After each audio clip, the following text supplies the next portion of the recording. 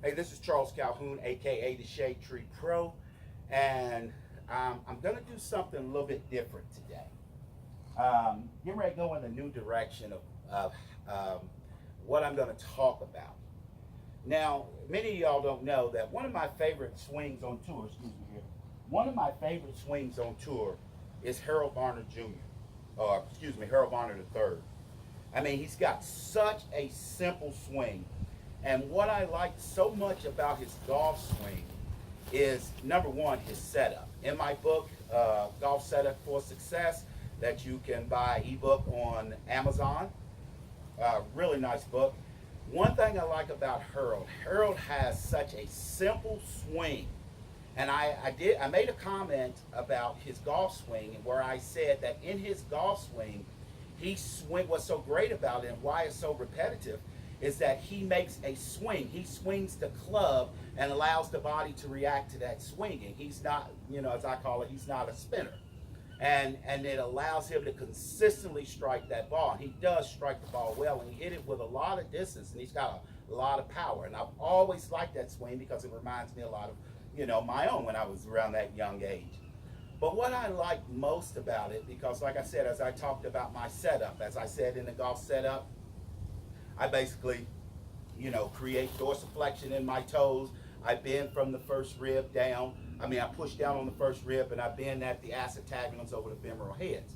But what's so nice about Harold's setup is that as my learning and teaching has went on, I've come to better understand that when you're bending your legs, the legs being bent is created by the hamstring, and to balance those is basically in the shin. So you're basically going on the shins and the hamstrings when you're setting up to the ball. And he has a great setup. And he sets up, he's got a little bit of a wide stance. But what I like most about his golf swing is, as I said, when he takes the club back and he makes a nice turn, he gets it back. See, although he has a move, but his first move is not there. He doesn't really spin his body in the way. What he does, he actually swings, and he has a little bit kind of like a chase move through the ball, which is a repetitive swing because, as I talk about in the golf swing, when we look at the body, we break the body down into, as I call it, the lower body, which is below the knees. The middle body which is from above the knees to the first rib. And most importantly, what I talk about is the upper body. The upper body of the arms swinging. The arms and the shoulder girdle swinging around the middle body. So now I have a stabilizer, a facilitator, and a swinger. Now we get caught up so much in thinking that, turn, turn, turn. I see it all the time on the lesson tees. Turn, turn, turn, turn, turn. Well, as I said, the turning is a natural motion, and sometimes I think it gets way overtaught. I think the most important thing is that we have to learn how to swing, and I find the swing to be more important than the turn. Why? Well, number one is because the swing is the only thing we're gonna use the club to hit the ball. We got to make a swing. And most importantly, why you have to develop a swing is because we have two hands joining together, and to join those hands together, you have to make a swing. Now, I've got some new, unique ways of approaching things and seeing things and whatever, like with the grip and many other different things. But I'm going to do, like I said, I'm just going to keep this, and I'm not going to use the word so much, I know, simple, but, if you see it, it can be simple. It doesn't have to be as hard as it's often made to be. I said one of the biggest problems that, as I've always said, that causes the problems in the golf swing is that people, number one, they don't have the flexibility to turn, but they got the flexibility to swing. That's not a hard thing. May not be able to hit it as far, but when all of that, it bothers me. I'm sorry about that. But getting back into, what I was talking about Harold and his swing. He has a great setup. He sets up, his body's back behind that ball. He's in a great posture. And as I said, he just takes the club back, and he's got a great little chase move. And if you ever see any of his videos, pay very, very close attention, is that when he starts down, when he starts down, he swings, he's got like a a little shift, and then all of a sudden, excuse me, he swings through that ball, and then all of a sudden his body comes around. In other words, when he's swinging, what's happening is that he's getting through the ball with his arms. He's getting through the ball, and as he's getting through the ball, his upper body swinging around his middle body is just pulling him through, and the lower body is just stabilizing and allowing it to come through. Give me just a second.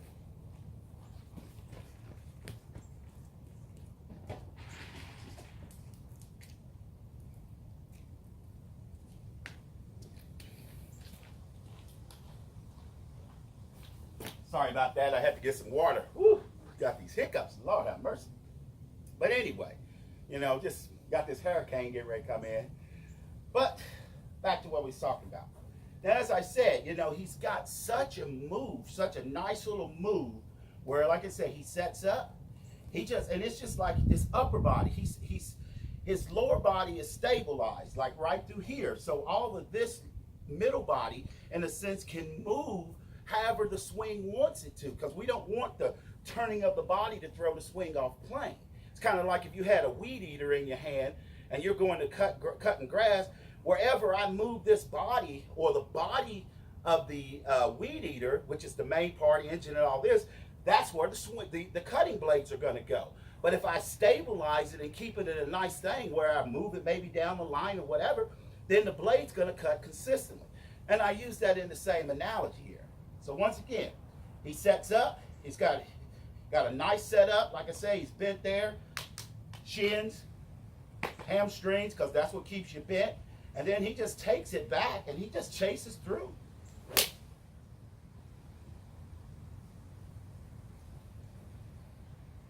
Now, I'm a little fatter than that little young brother, but he's got such an easy swing. And from that position, I mean, he can make so many different swings. When I was at Bay Hill and I was watching him play and I did some filming of him, is that, predominantly I saw him hitting a little cut shot, which that really sets up, because if you remember Lee Trevino had a little cut shot right there. And it's very, very interesting when you see such a young guy.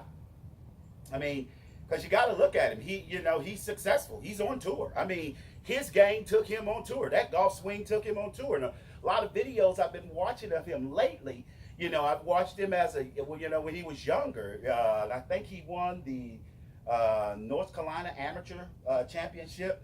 I mean, the man has put his due in. There's no question about that. But he's put his due in simply because that golf swing will repeat. Now, I know there's not a lot of young brothers out there that's got some better looking golf swings. But a golf swing don't do you no good how good it looks. It only does good if it's effective. And if it repeats, it's effective. Once again, he sets up like this.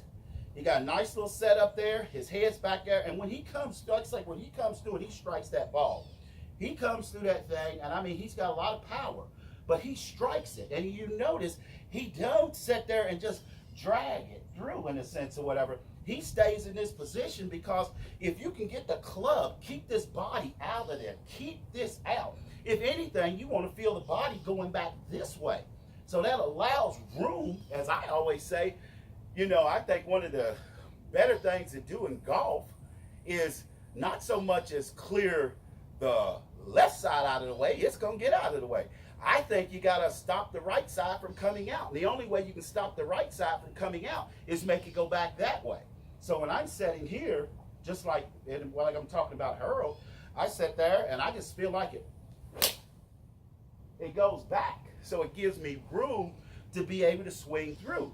You don't want to get in your way. And that's got a lot to do with some other things that I have learned and discovered over my years of studying this golf swing that just can make it so much easier than what it is. I kind of look at it like this. There's a lot of things that we do in the golf swing that we just don't have to do. I mean, it's just like, you don't have to really add salt to an already salty dish. It's just kind of like that. In other words, you're doing too much in a sense. And that's why a lot of people are ineffective, when it comes to learning the golf swing, because there's too much added to it. One of the things I always say, because I talk about the upper body, the middle body, and the lower body, I first learned, I even taught my wife and a few others, is just learn how to swing first. Just learn how to swing.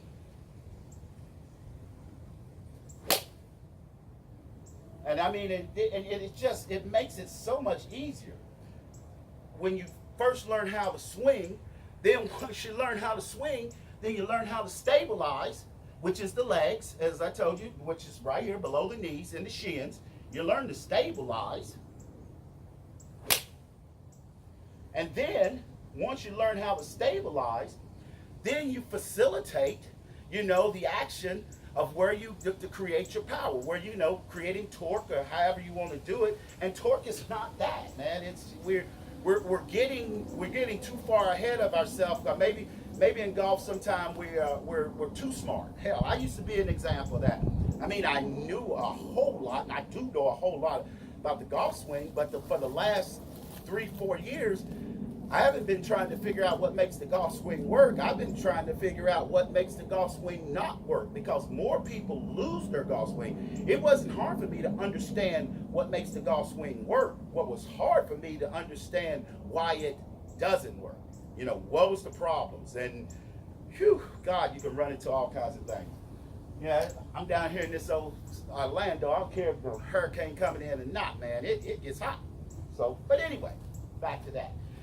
But like I said, thing with Hurl's golf swing, he sits there and you can see he's studying it. I mean, he got his little little cocky little shoulders up. He got his pimp walk on. But the thing is, he sets up to that ball, and man, when the time comes right, I'm gonna show y'all something different about the ball position, and it just might not be what you think, but I can show you something about ball position that'll get you behind this ball every single time. As a matter of fact, your mind, both physically and mentally, you'll be behind the golf ball. But that's for another time, and that one right there ain't free. But anyway, that's just me saying that. That old Superfly hustle starting to come out. But anyway, like you said, he sets up. He's got a great ball position and good posture, and he sets there, and it's just a simple little take back, and boom. And he chases it. Now, if you slow it down, now I'm a little older, as I said. Let me get this. I'm a little older, a little fatter, but I'm still smooth, though. That's why they call me Shade Tree. But the thing is this, and I ain't even got my best gear on. I needed to do this. But the thing is this, is that when you slow Harold's swing down, you can take a look at it. I'm going to do this in real slow motion, because I think this is a really good way to see it. When he sets up to that ball, a little wider stance, he sets up to it. When he makes this move, he takes it back. Now you notice I'm taking it back, and he gets a nice turn of the upper body, or the upper body turn, right here, as I call it, because it's got to create naturally, because as your club goes up, it's going to turn. That's why you ain't got to force it. So when it comes up, but when he comes down, see, he makes that little move that comes here. And then all of a sudden, when he comes through that ball and he goes to strike it, see, his head is right, like back here. And all of a sudden, it's just like, boom. And he stays right there, and he keeps under, and he comes to a finish.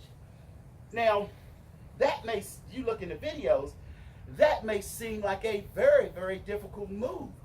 But if you understand that the true nature of how the body turns, I'm gonna use this one, because there's only two basic turns for real.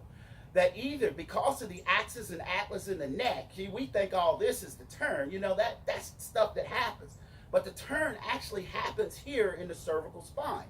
Either the head turns the neck, right there, once again, the head turns with the neck, over top of the body, or the body turns with the neck underneath the head. So when we're thinking about turning, see, we're looking in the wrong places for the turn. So that's why if I'm sitting here and I'm going to strike this ball, I'm pulling it there, boom. I'm not worried about this. This is going to help me facilitate what's happening up here. Bam. And that's how you learn how to, quote unquote, swing, because the true nature of swinging the arms is not from here down, because the muscles from the neck, which connects to the shoulder girdle, clavicle, all of that, you know, the turning is up on the top. So the muscles are coming from this way. So it makes it easier for me to set up and make my turn by swinging around my neck. And that's what allows him to stay, or any golfer, to stay in that. Now, wipe that off there and get me a little sip of water here because it's hot. And I've shared a lot of good information.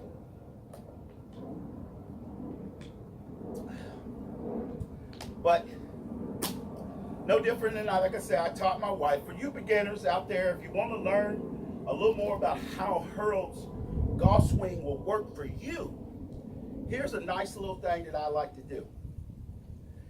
Is I like to get someone, and I like to feel them when they setting up to that ball after a proper setup, is that when the left shoulder goes down, and this left side's going to go down, the club's going to go up.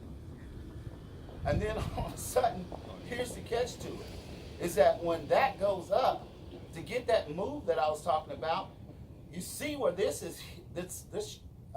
left side right here is down. All of a sudden, for me to get back and so I can swing the club in front of me, in a sense, is simply because this right here starts going down. And when it goes down, because I got to get back to level, boom, it just automatically throws me through. Now you notice that I'm not going around like this. That's got everything to do with the club and the direction of how the club swings. But like I said, that's another thing that I'm not willing to share right now, because again, that costs money. But anyway, simple thing here, there, a nice little chase. And another thing that I like to add of my own information of something that I talk about that makes Harold's golf swing so simple. And I'm going to tell you, I don't think he knows this, because like I said, he keeps it simple, and ain't nothing wrong with that. But I will tell you this, you hear it all the time, drop the club in the slot. Well, let me tell you what dropping the club in the slot is. It just ain't correct, because the club doesn't have to be dropped in the slot, because the club is not out of alignment in a sense. So you don't have to drop the arms and nothing in the slot. I'm going to show you what's dropping in the slot. Now I'm going to give you this one. What's really dropping in the slot is that, I did it just a second ago, is that when I make my backswing and I'm up here, my hips, my pelvis, it's uneven. It's right there. I got to get it back to here. So what's really dropping in the slot to get your body back into alignment is that when you're dropping this club, this got to come back down. And when this pushes down, this right here comes back to level as well as it pushes you left. Because as I said, you know, some things are really, really simple if you just eliminate the stuff that's just unnecessary. Because after all we're doing, even for the simplest, is just trying to get the ball to go forward. And that's pretty much it. So when I'm here, see where I'm down? Where this is down? That's a good backswing. And then all of a sudden, I don't turn. I just push down on it. And that drops me, that gets my lower body back into the slot, and it returns the club to where it's supposed to be. And it does it repetitively. So, but anyway, now, I hope I gave you a pretty decent explanation of, some of the things I see and understand about Harold Varner's golf swing. But I'm going to give you the best thing that I've learned, from these positions that I'm talking about. How to hit shots. Now, all of you that may have played basketball, I've got a shot. When I go to hit a fade shot, it's called a finger roll. This is my shot. What happens is that when I hit that ball, if you can see, I set the ball up here. And when I go to hit it, my club face comes like that, and the ball just kind of comes more off the toe. More off of, sliding down the toe. Just like when you're doing a finger roll in basketball or whatever, the ball just rolls off the fingers. Well, that's the same thing that I do here. When I'm going, this is some bonus coverage. When I go to hit this, I ain't really changing. I ain't really looking, getting way over here. I'm just setting up pretty much normal. And all I'm doing is just basically, I put the heel on the ground just a little bit. And when I come through, I just make a finger roll. Boom. That's pretty. Oh, yeah. And now, the other one is a draw shot. And I call this the sweeper. Matter of fact, I call it the toe sweeper. And it's basically because to hit a draw shot, all you got to do is get the toe turning over. Once again, it's not that. It's something else. Like I said, that costs money. But you're at least going to get this concept of it, hopefully. But now I'm going to hit a draw shot. When I go hit a draw shot, now I stand a little bit closer to the ball. I know you're not used to hearing that. But I stand a little closer to the ball. I lift the heel off the ground. And I basically make the same swing. I just sweep the toe. And it draws every time. Matter of fact, that's one of my favorite shots. The toe sweeper, as I call it, that's one of my favorite. Because when I go to hit those little winds, now you see, I didn't put the ball back in my stance. I didn't do all that, da-da-da-da-da. I kept the ball where it was at. And like I said, I just got closer to the ball, lift the heel up, and I don't care. I can hit little soft sweeties. I can hold that thing off, hitting punch shots. I mean, it's just so much that I can do. Now, I know often they used to talk about, you get a little further away so you can create this arc around there. The club face does the work, man. It's not as hard as we're making it out to be. I said there's 25 million golfers in America. About 90+% of those, can't break 100. Man, there's a lot of room for improvement, man. A lot of room, because to me, that's a failing grade. We need to step that up. And the only way we're going to step it up is we got to get a better understanding of what we're doing. And for some reason, for all these years, we get caught up in the smoke and mirrors because, we see the money, all that. But it's time to get a better understanding of what's really going on, how the golf swing really needs to be taught. It's time to really break it down how it really is. I got some unique ways of saying it, but this ain't me making this up. This is just what's really being seen when I talk about upper body, middle body, and lower body. Well, if you break it down into that, it makes it a lot simpler than saying, okay, this is the lower body because it's the legs, and this is the upper body or whatever because it's above the waist. And now you got two positions, and you just, now you're forcing the core, all this stuff or whatever, to make this move or whatever. But in the same sense, it's the swinging action that makes everything happen. Because after all, it's not called a golf turn, it's called a golf swing for a reason. I can stand like this and swing. I can sit there and play like that. Because no matter what, you're not taking the club out of my hand, and I'm able to make a golf swing. I hope you've enjoyed what it is that I've said. I've reached my conclusion of the things that I know the golf swing to be. I am very successful with it. In the process of doing all this, I've taught myself how to play left-handed. I hit it cross-handed. It's a lot of things that I absolutely, it's amazing. I'm here at Grand Vista Marriott in Orlando, Florida. You know, it's like I say, the hurricane's coming, but you know, we're gonna get to like the tail end of stuff. But it's just a beautiful day, especially a good day to sit back here and hit some golf balls, talk about Varner Jr.'s Golfswing, and listen up. I haven't really did this in my videos for not so much I just wanted everybody to see. I just wanted to share some things, whatever. But you know, I tell you what, it's time for me to step it up and start letting people understand that there's some good information out there. I got some great information that I'm going to get you to. You can hit the ball a lot better and a lot faster, a whole lot faster than just the way it's being taught. I'm just not a fan of the way it's being taught because it wasn't successful for me. I mean, it ain't got nothing to do with great hand-eye coordination. I mean, Ken Griffey Jr. is a buddy of mine, and I tell you what, I wouldn't think of a tour player or any of them who has better hand-eye coordination than Ken Griffey Jr. I mean, Hall of Famer, baseball player, 600 and some home runs and plus. I mean, good God Almighty, man, it speaks in itself. And look at many others in itself. But yet, many of these tour players or whatever can absolutely beat Ken easily. And then I'll say it ain't got everything to do with athleticism. Oh, you got to be an athlete. Well, you know, Tim Herron, I've always liked Tim Herron. Tim Herron's is a big dude.